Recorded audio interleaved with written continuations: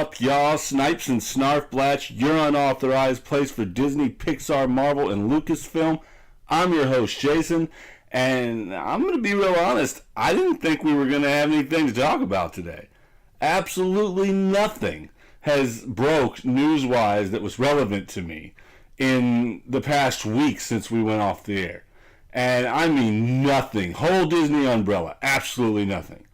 And then this week, lo and behold, I found out why. The Oscar nominations were released. And luckily, Disney, Marvel, Lucasfilm, all combined, we have 17 nominations. 17 nominations altogether. So I've decided to go over those. We're going to scrap the usual plan out of how we do things. I've only got one category after this one today, and everything's going to be mashed under what we think about these Oscar nominations. And first and foremost, Best Picture. Now, this is a weird one for me, y'all, because I've been waiting for this for a long time, and there have been a lot of deserving titles, I've thought, that have been supposed to be nominated for this. And instead, Black Panther has been nominated this year for Best Picture. Y'all have seen my review. Y'all know I love this movie. But when we're talking Academy Awards, and I'm not big on award shows anymore, but I do give the Academy Awards respect for a different type of movie. They're more artsy with it. So, I respect them as seeing the movie as art more than seeing it like we see it, just as a form of entertainment. You know what I'm saying? And I think of movies in that highest standard to be Academy Best Picture movies. So when I saw Black Panther got nominated, 7 nominations at that, but nominated for Best Picture first, I couldn't really wrap my head around it, because first and foremost, I don't even think this is the best comic book movie this year. And once again, this is coming from someone who loves Black Panther.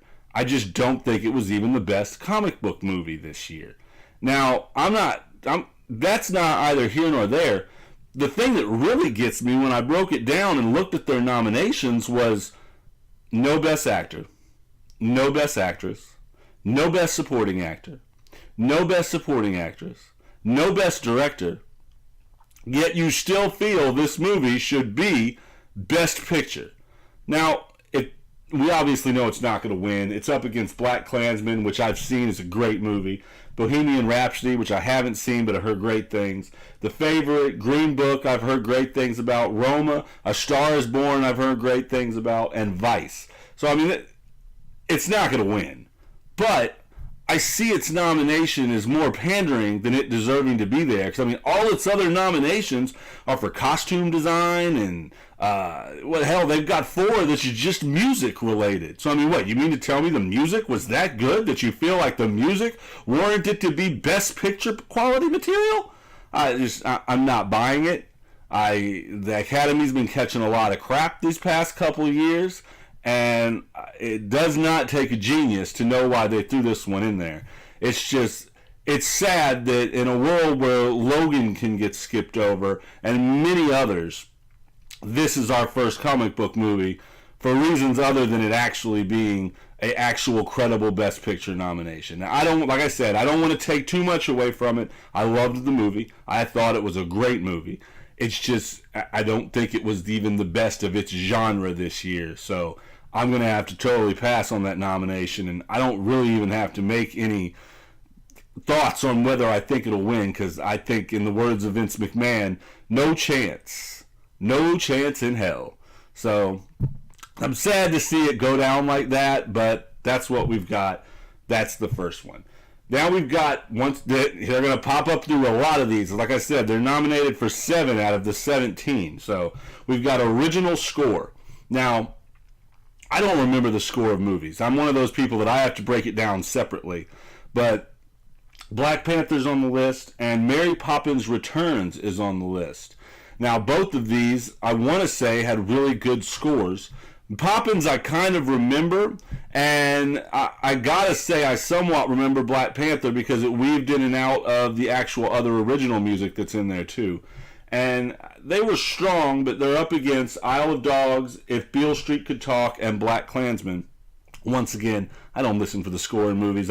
If you're going to have me judge a score of a movie, you're going to have to let me sit down and listen to just the score, because I'm paying attention to way more than the music in the background when I watch a movie, unless John Williams composed it. So I'm just going to kind of skip over my thoughts on that one, because I don't really, that's kind of a catch, I kind of throw it in the air for me. I don't really know who's going to win that one at all, because I don't really remember that good enough to make a decision, the score in the background. So I'm going to skip that, go straight to original song. Once again, Black Panther's up for original song for All the Stars. And Mary Poppins Returns is up for original song with The Place Lost Things Go. Now, the other movies in this list is RBG, A Star is Born, and The Ballad of Buster Scruggs, which, ironically, out of all those, I have seen The Ballad of Buster Scruggs, and the song in mention is definitely a great song, but does not hold a candle to the two. I really think Black Panther or Mary Poppins Returns is going to take this one, mainly because with All the Stars, Black Panther, that soundtrack, it's a heavily inspired Kendrick Lamar soundtrack, and I'm not the biggest Kendrick Lamar fan, but everything he did on that soundtrack I thought was golden. I mean, it was golden. I loved every bit of that soundtrack. It was a really, really put together nice soundtrack. And when I had first heard it, I thought, man, these are some shell-shocking songs. I wonder where these are going to pop up. They are in the perfect places, and they are used great. And on top of that, like I said, it's one hell of an album. It's a really good soundtrack album. And now, the problem with that is the Mary Poppins song, The Place Where Lost Things Go, this song defines tearjerker. I mean, defines tearjerker. I was sitting in the theater and just listening to all the sobs around me as this song was playing. Hell, I shed a tear myself.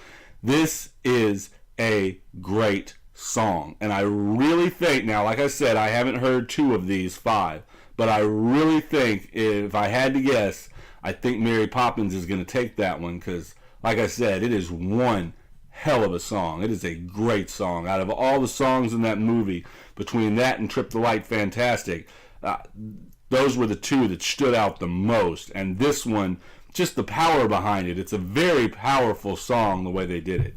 So, on to the next, we're going to take on production design, which, once again, Black Panther's up for production design, and so is Mary Poppins Returns. They're up against The Favorite, First Man, and Roma. I have seen First Man, and it is actually, if we're going for just production design, it's pretty accurate for what it is. So this is going to be a close one, too, and we've got a couple of really differences in these, which I like, because I mean they're all over the board on this one. You got Mary Poppins, which is definitely a period type piece, and I mean they really put some work in capturing the original down to a T with that one. But Black Panther, oh man, the production design for Black Panther, that movie is beautiful. Like, while I may not think it's best picture material due to all the things I said it's missing, but one thing it's not missing is the production design. Every piece of that backdrop of that movie was just on point. And I don't know if they were on location for all of it. I don't know if it was all done on green screen with computers. I'm sure it was 50-50 maybe. But man, it is the backgrounds and scenery of this movie are amazing. As is the next category, costume design, in which you will also see Black Panther and Mary Poppins Returns. Now they're up against The Favorite, Ballad of Buster Scruggs, and Mary Queen of Scots. Now Mary Queen of Scots I haven't seen, but I have a feeling that's going to be one to worry about in this one, because the Academy loves those type of movies. They love those big, elaborate, Victorian, 14th century, whatever century that is, type of movie. They love those when it comes to costume design. And those costumes usually take a good amount of detail to keep precise. That said, Mary Poppins as well as a period piece, and they also put a lot of detail into those costumes. That said, the Black Panther costumes are amazing. Like, as you go from tribe to tribe in that movie and the different variety of costumes used, not to mention just their costumes themselves. Black Panther and, I can't remember his name right now, and I do not know why it is escaping me, but the villain for that movie. their costumes were amazing. And mainly the tribes around them. Like, as you went from tribe to tribe and saw all these different people in Wakanda, you really got a feel of all the different tribes throughout Wakanda. And I mean, you could see the separation. Like I said, the costume design for that one is immaculate, but I'm gonna guess with the Academy, it's probably gonna go to Queen of Scots or Mary Poppins on that one. But that's just me guessing. Don't put no weight on that. Like I said, I'm not big on these award shows anymore because you really never know who they're going to give it to. It depends on what kind of mood they're in, to tell you the honest truth. What was it, a couple years ago, we had people voting on movies they hadn't even seen before, which I don't even think that's right. But that's neither here nor there. Next category is a big one for me, and it's always been a big one for me, visual effects. And we've got Avengers Infinity War, Christopher Robin, and Solo in visual effects category, along with Ready Player One and First Man. And y'all, with these 5 movies going, you could pick straws to figure out who's going to win this. Because, I mean, the effects in Infinity War are awesome. The effects in Solo are amazing. Ready Player One, next level. First Man, you swear you were watching the first moon flight. Like, the effects in these movies are amazing.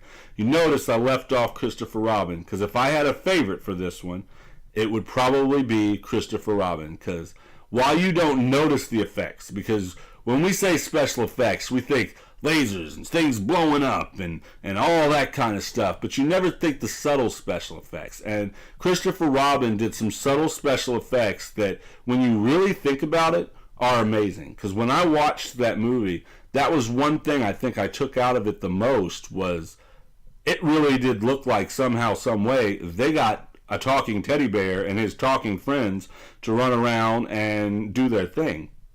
And I thought that was really cool the way they did that. And that's what I look for when it comes to the actual special effects category. I look for something I've never seen before. And the level of detail put on all of those. I mean, you could see the separate pieces of wool on them. Like, the level of detail was just amazing to me in those movies, in that movie. And that's one of the reasons I kind of just edge it a little bit towards that.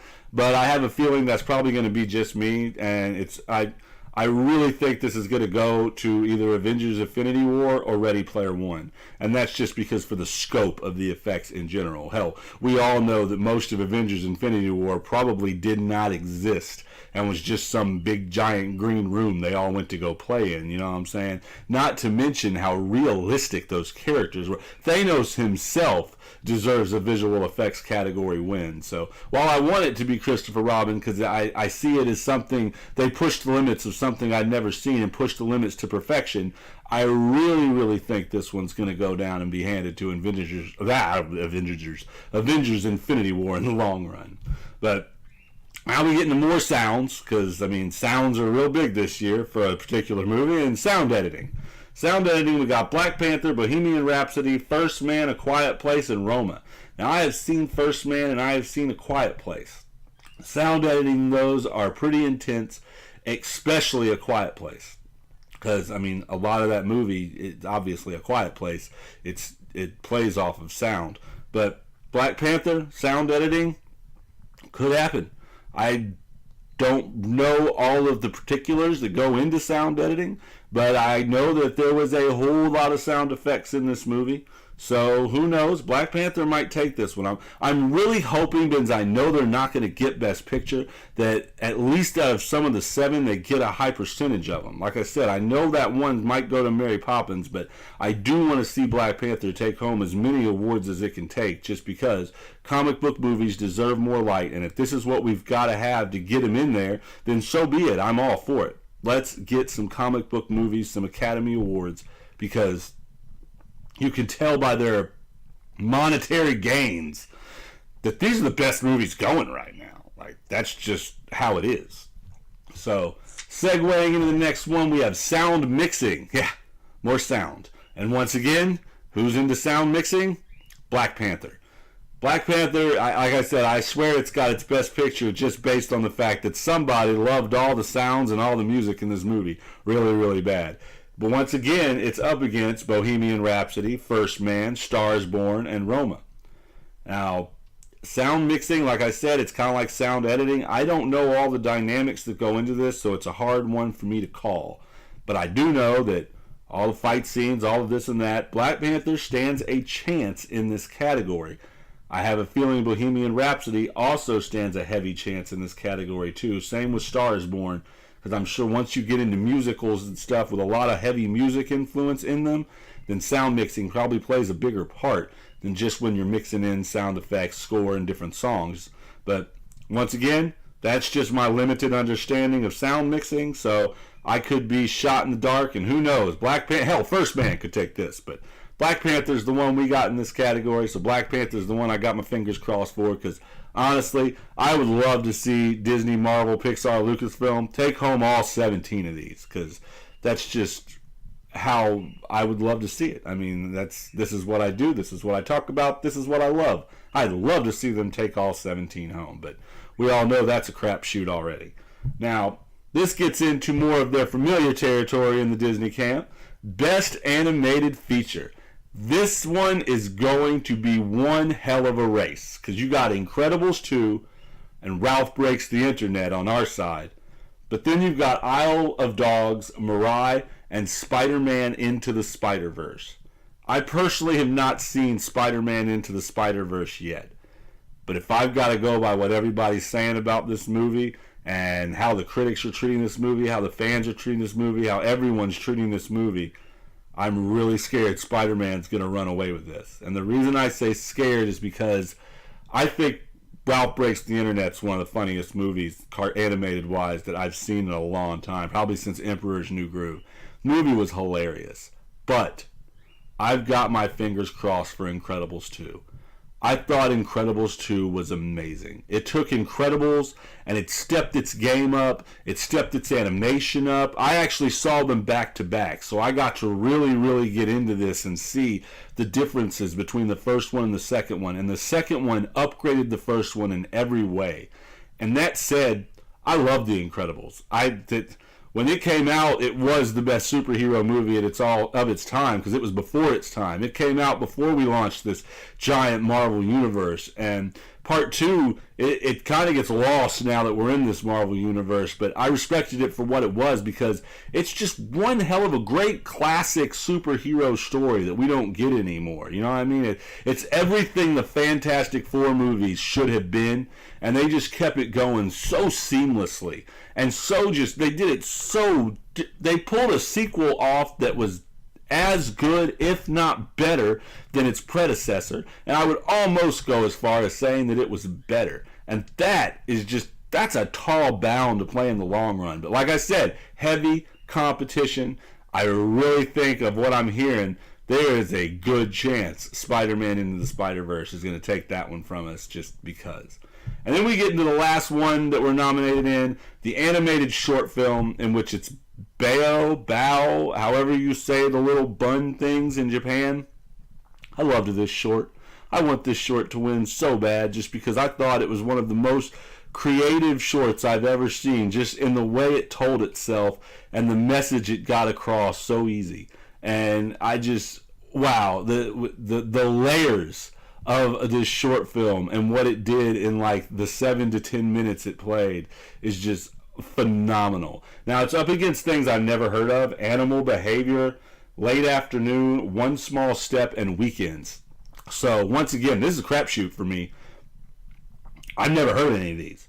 So never hearing of any of them, seeing them, anything, I don't even know what to get into on this one. So fingers crossed for Bao, however you say it. I know I'm probably, at least one of those is wrong, but fingers crossed for this movie. I really, really want to see it win the animated short, because Disney just does shorts great, and I know a win would just give them that much more to do more of them, and it could be a great win for them. So, but that's all. That's all 17. That's all the categories they're nominated in. That's all for the Oscars. That's basically 3 of my categories all in one today. So the only true category we got from the normal show is we're going to bust right into the ETicket. Now, the ETicket, we talk about anything that's happening in the parks.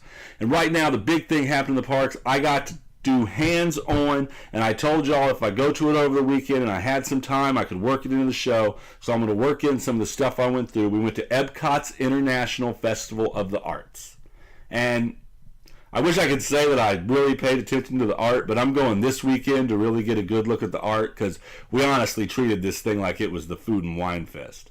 But that said, I'm going to go over some of the food we did taste, so if you find yourself in this neck of the woods while the Festival of the Arts is going on, these are things you must try that was on my must-try list, and all of them led up to the hype.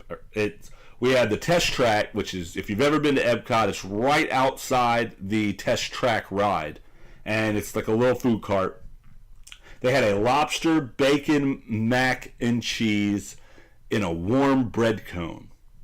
Yeah, as good as that sounds, I'm going to say it again, lobster, bacon, mac and cheese in a warm bread cone. As good as it sounds, it was like 20 times better than it sounds. I loved this. It was great. I'm probably going to go back and get another one this weekend when I go just because it was that good. And now, Test Track, we actually tried a couple things, to tell you the truth, but that was hands down the best thing I got at the Festival of the Arts to eat. That was it. It was amazing. So if you find yourself out there and you've only got $10 in your pocket to spend on food, take 8 of it and go to the Test Track and get you a bacon mac and cheese with lobster in a warm bread cone. It was great. You eat it just like an ice cream cone, too. Oh, God. I'm making myself hungry just thinking about it, to tell you the truth. But also from the Test Track, we tried paintbrush churros. Now, paintbrush churros are churros dipped in colored white chocolate, put together to where they look like little paintbrushes in a cone, right? And right when I saw it, I knew how to eat it. And I'm glad I ate it this way, because if I didn't eat it this way, it would have been very anticlimactic. You got to eat it from the bottom, and you got to eat the white chocolate tip first, or last. Eat the bottom first, eat your way up. If you eat the chocolate first, the churro is very anticlimactic. Very anticlimactic, because, y'all, that white chocolate tip churro, the white chocolate chip, oh, man, it was so good. Like, it enhanced the churro to, like, Super Saiyan form. Anyway, besides that, there was a Passholder Cookie. That's free for pass holders. I had heard they're only giving out 250 a day, and then they stop. So if you can get your hands on one, you can.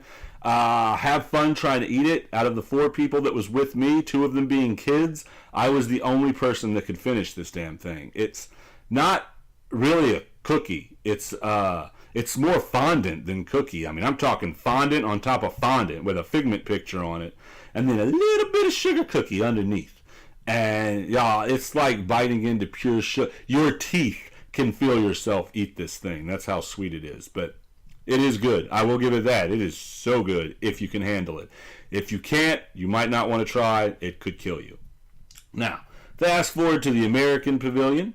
We went to the American Pavilion. There's a place called the Artist Table. It's one of the little kiosks they usually do. And they had a beef Wellington with a mushroom bordelaise and fennel cream sauce with roasted baby veggies, right? And you know what? It was good for what it was, but I was a little let down because I felt like mine was overdone. I like my beef Wellingtons a little more rare than that.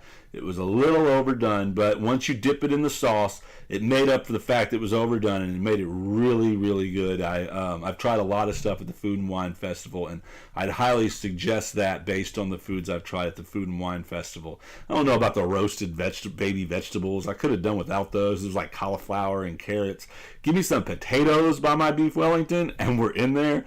But I'm a meat and potatoes guy anyway, so if you like roasted veggies, there's a couple little roasted veggies on there that I could have cared less about.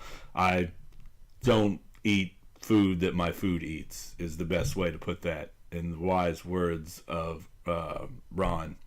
So the other thing at the American joint at the Artisans, right, or the Artist Table, was a chocolate. It was a sipping chocolate. And if y'all don't know what a sipping chocolate is, just basically take a cup and put a melted candy bar in it and just sip on it. That's a sipping chocolate.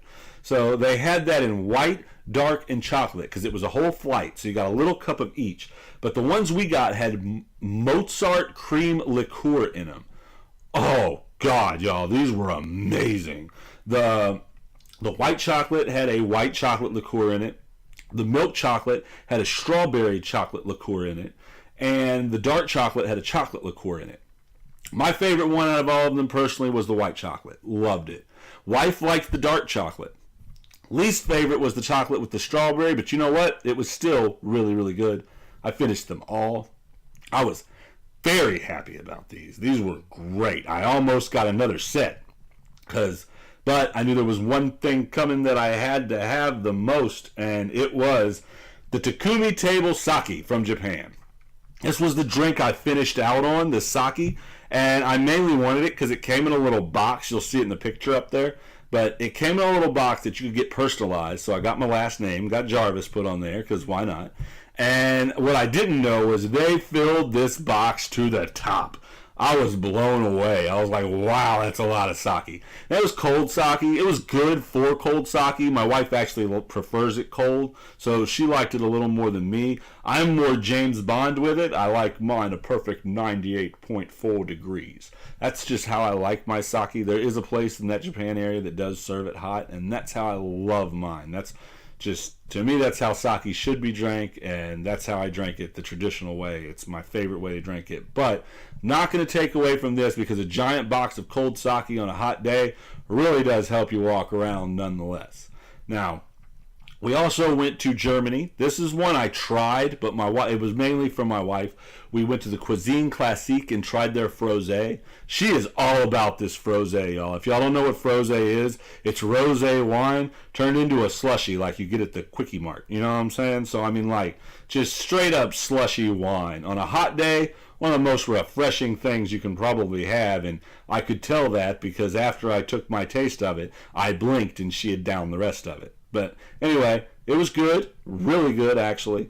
And in the same slushy department, at the Fife and Drum in America, we tried the musical float. Now this is non-alcoholic, so I kind of got it for the kids, but I had to try it just to know how good it was. And y'all, for a non-alcoholic drink, once again on a hot day, this was amazing. It is a strawberry lemonade and blue raspberry slush with vanilla ice cream poured in the middle. And once you mix it up, all those flavors come together, and it is truly musical. I know why they call it. At first, I wondered why the hell they called it a musical float, but it's because it creates a symphony of flavors in your mouth. This thing was good, y'all. Like, I took a couple drinks, and I just looked at the kids and said, here, y'all take this from me right now, because if y'all don't, y'all ain't going to get it back. And I was totally 100% honest with that, too, because they weren't going to get it back. So that was the big thing we did at the Festival of the Arts. They have all these cool setups with the art. They also have places where you can take pictures and put yourself inside of art. I'm going to put up one for you. I took a couple, but I'm going to put up the one for you I like the most. Here it is right there. Yep. I had to take this one. Scream is one of my favorite paintings ever, and I couldn't wait to get in that box and take this picture. So there you go. If you go to the Festival of the Arts, make sure you find all these boxes. I think there's about 5 or 6. Use every one of them. They're so much fun. The photo people take great pictures of you in them, and they let you study the actual art piece before you go in, so you know exactly how to pose without them telling you. So if you pay attention, you can really get a piece of art made. I love this picture. It's one of my favorite photo pictures now that PhotoPass has ever took, and I can't wait to go take more, to tell you the truth, because I only took 3 out of the 6. So I'm going to go hunt them all down this weekend and take as many as I can, because this was a lot of fun. But that was it for the Festival of the Arts. I had a lot of fun. We're going to get in some traditional ETicket stuff real quick. These were quick things that happened a couple days, yesterday, a couple days ago. First of all, Tokyo DisneySea is getting a new Soarin'. And y'all, it is amazing. I've got the full backstory on it on my site that they put up. Oriental Land Company put up the whole. It's got a backstory, y'all. It's just like our Soarin'. You're going to go around the world, except this one's set in an old Italian village, and you start off at the Museum of Fantastic Flight, and it's like a Leonardo da Vinci type flying machine you get in instead of a hang glider. And from the looks of it, when you go around the world, you're going to go around the world of the past, more so than the world we're used to going around in our Soarin'. I love the fact that they pay this much detail and really try to add stories to their rides, because that just makes them so much cooler to me. These these overseas Disneylands are starting to get to the point where they eclipse ours. And this is just one shining example of it. Their Soarin' sounds like it's going to blow ours away. I'm not going to get too much in the description other than the Leonardo da Vinci thing. If you want to see more of the concept art other than what I've got flashing up by me, check out the site, and it's under the ETicket. You'll see it there. I only put it up, I think, yesterday. So definitely check it out. You can see some more of the concept art, and I've got the whole 9 that they put down. And they put a full 2-paragraph backstory on this thing, and it's actually really interesting how much work they put into just imagining the backstory of this ride. But other than that, we're staying over there in that area because now we're going to Disneyland Shanghai. And Disneyland Shanghai just announced a new immersive land coming for Zootopia. And, y'all, this puts them up 8 full lands themed like this. And it's just crazy how they're doing over there in Shanghai. Like, if you have some time, look up Disneyland Shanghai on YouTube and look at some of their ride-throughs. Their Pirates of the Caribbean makes ours look like a damn scale model, because theirs is just amazing. It will blow you away, and I watched it on my phone the first time. So, I mean, you watch this, and if you've ever been to Disneyland or Disney World, you'll be kicking yourself in the butt saying, why? And I mainly say that because I think that what holds ours back is our level of nostalgia we have for our parks. And, hey, I'm a sucker for it, too. I'm the same way. I don't like losing some of our classic rides. That's why I think we need a Walt park that's just the stuff Walt made, so we never lose those. But then we need to get some of these high-tech things into our park, too, because, man, y'all, they are amazing. I said check some of those out if you can find them on YouTube, because they are really cool.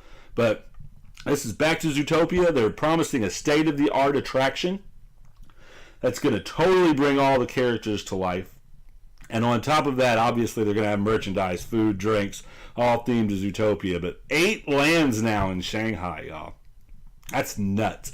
I cannot wait to make it overseas to go and see some of these things one day, because that's total bucket list material right there. Is I want to visit all the Disneylands of the world, with a high mark for Tokyo, Tokyo Sea, and Shanghai, because they have some state-of-the-art stuff over there that I cannot wait to see. But that's pretty much our whole show for today. We got through the Oscars, got through some e-ticket stuff. I'll be coming at you next week with anything that comes up. Until then, write into the email address right there, and give us some questions, give us some topics, stuff we've missed, anything. You just want to talk. Shoot us a line. I love to talk back and forth to any of y'all that watch this stuff. That's why I always say, leave some comments on anything I write on the site. Leave some comments on this video. Don't forget to subscribe, and also check them links down there, because that's where you can find your way to our Facebook, our actual website, our Twitter, and our Instagram. I put up all kinds of park pictures on the Instagram, and I usually put all my food reviews up there too, first thing if I try anything. And those also go through to Facebook and Twitter. So follow us on all these things, and you'll really be able to keep up with what's going on next. And until then, in the wise words of Walt Disney, the way to get started is to quit talking and begin doing.